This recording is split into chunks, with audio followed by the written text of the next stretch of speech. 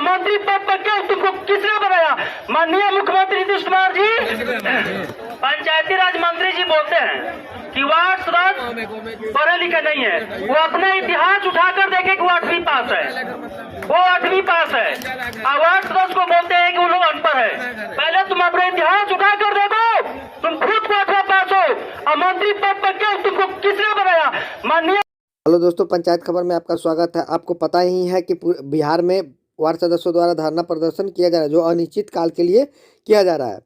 उसमें आपको एक बयान सामने आया है कि पूर्वी चंपारण के जिला वार्ड सदस्य के जिला अध्यक्ष ने अपनी बयानी का नियंत्रित खोते हुए और मंत्री जी को कुछ ऐसे बोल गए हैं कि उस पर गुस्से हुए प्रदेश अध्यक्ष। वार्ड सदस्य के प्रदेश अध्यक्ष ने गुस्सा होते हुए बोला कि अगर आप ऐसे करते रहें तो आपको अकेले ही बैठना होगा, हम लोग आपके साथ नहीं बैठे।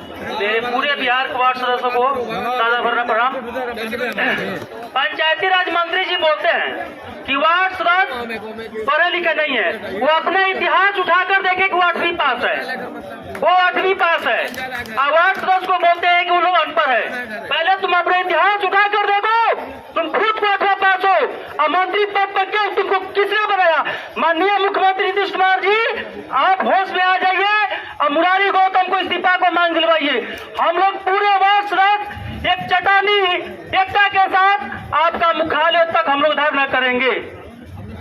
रही बात पंचायती राज मंत्री जी का कहना में यह था कि प्रश्न उनके भौजाई मुखिया रह चुकी है, इसीलिए वो मुखिया के पक्ष में बयान देते हैं।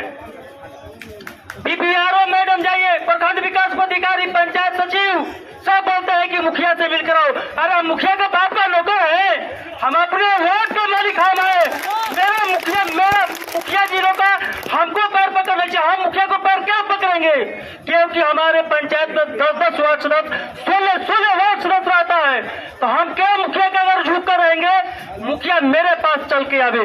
पंचायत सचिव का रही बात, बीपीआरओ, पंचायत जिला पंचायत पदाधिकारी, बीपीआरओ सबका साठ गांठ बना रहता है बराबर के लिए। रही बात, एक और बात बता देना चाहता हूँ, पूरे बिहार के जिला का प्रखंड का मैं बात कर रहा हूँ। जब तक पंचायत सचिव सर मुखिया को तलवा नहीं चाटेगा, जब तक वार्ड सदस्य को कुछ नहीं सुनेगा। मुखिया कहेगा यहाँ पे तुम रहो, वहीं पे रहेगा। मुखिया कहेगा तुम वहां पे रहो, तो वहीं पे रहेगा। पंचायती राज मंत्री अगर हम लोग का अधिकार नहीं दिया तो अभी तो पुतला हम लोग दहन किए ना, उसको उठाकर जिंदा हम लोग दहन कर देंगे। पूरे गांधी मैदान पर हम लोग जिंदा दहन कर देंगे। और रही बात, कुछ लोग मगर मांग करते हैं तो लाठी चार्ज करते हैं ना, आवे वो अपना प्रशासन को यहाँ पे भेजे, हमारे ऊपर लाठी चार्ज करवावे। हम लोग जब तक यहाँ पे रहेंगे जब तक हम लोग का अधिकार ना मिल जाए। साथियों, जब हमने अनिश्चितकालीन भूख हड़ताल आंदोलन के लिए बिहार सरकार के सामने में अपील किया था और परमिशन लेने के लिए गए थे, तो उसमें कुछ गाइडलाइनें मुझसे भरवाई गई थी। तो अगर हम लोग अपने स्तर से या अपने किसी भी प्रकार के कार्य से इस धरना को अगर बाधित करना चाहते हैं तो अपने भाषाओं और अपनी व्यवस्थाओं पर संयम रखेंगे, क्योंकि अगर 4 बजे के बाद अगर आप लोग कंटिन्यू इस धरना को चलाना चाहते हैं तो कुछ गाइडलाइन और शर्तें संघ के द्वारा जो जारी है उसके दायरे में चलना पड़ेगा, अन्यथा हम सिर्फ अकेले बैठे रह जाएंगे। आप लोगों को घर लौटने के लिए कह सकते हैं, क्योंकि हमारी इतिहास रही है कि हम वार्ड सदस्य अगर संघर्ष करके जीत सकते हैं तो इस अधिकार के लिए खून पसीना एक करके उस कायरता हरकत करने वाले मंत्री को पस्त भी कर सकते हैं। इसीलिए मर्यादा में रह के पस्त करेंगे।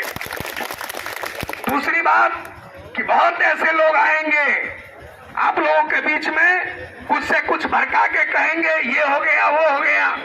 हम आपको कह देना चाहते हैं कि पड़ेगा आपके प्रदेश अध्यक्ष महोदय पर, क्योंकि आप संयम नहीं रखिएगा तो आप पर पड़ेगा। और अगर आप लोग इसी तरीका के बात करिएगा तो हम 4 बजे में असमर्थ हो जाएंगे। इसीलिए मैं बार बार आपसे अनुरोध करता हूं कि आप ही के सहयोग से चलेगा अनिश्चितकालीन, आप ही के द्वारा चलेगा ये अनिश्चितकालीन, आप ही के हर व्यवस्था और हर ताप में चलेगा और ऐसा धरना चलेगा जो इतिहास में कभी नहीं हुआ होगा।